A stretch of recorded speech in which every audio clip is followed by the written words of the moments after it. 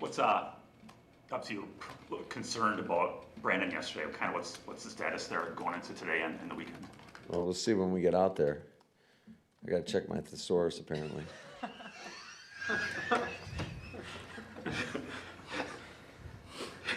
But anytime a kicker, I don't care. That's what I was trying to tell him. I'm like, yeah, you've dealt with this. Well, we haven't, and I haven't in my experience. I'm like, you're a kicker, and your leg is bothering you. That's a problem.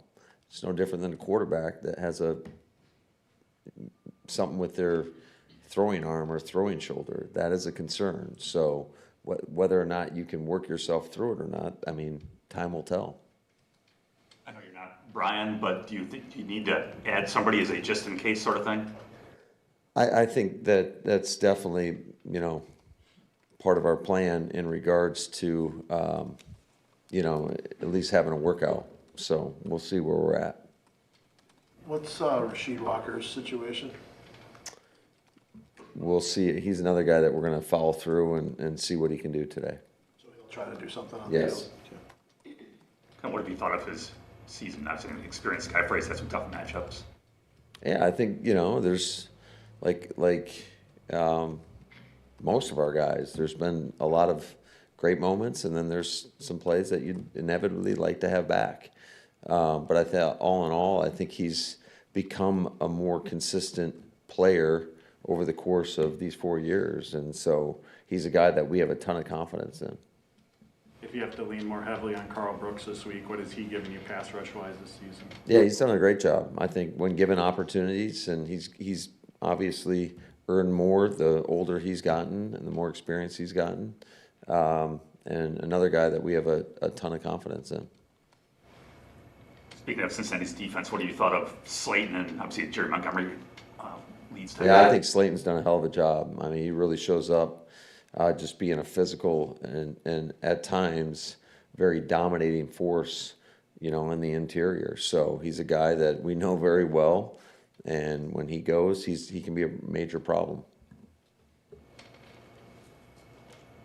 Matt, you guys obviously have done a good job for the most part, not giving up a lot of explosive plays. When you're facing a team that has Jamar Chase, T. Higgins, how much does that get challenged in a game like this? Very much so. I mean, because you can cover those guys and they still might go make the play. Or, like I was mentioning the other day, just in terms of they can get the ball to Jamar in a variety of different ways. It could be a run alert where he's running a bubble screen, or just a little flat route, and it looks like it's bottled up, and the next thing you know, he gets out the back end and he takes it to the house. So both those guys are extremely dangerous. T is as good as anybody in 50-50 balls. I mean, it's not even a 50-50 ball when he's out there. So you got to be super conscious about what you're calling. I think you got to try to keep them as off balance as possible, throwing different looks at those guys, and just be hyper aware of where they align on each and every play. Is there still a chance Christian plays, or was this week just about getting him back into No, practice? he won't play this week. But he has looked pretty damn good. So I'm excited for when that day comes, and he's definitely gonna add an element to our offense. So next week is a possibility. Well, we'll see. Good. All right, guys. Thank you. See you later.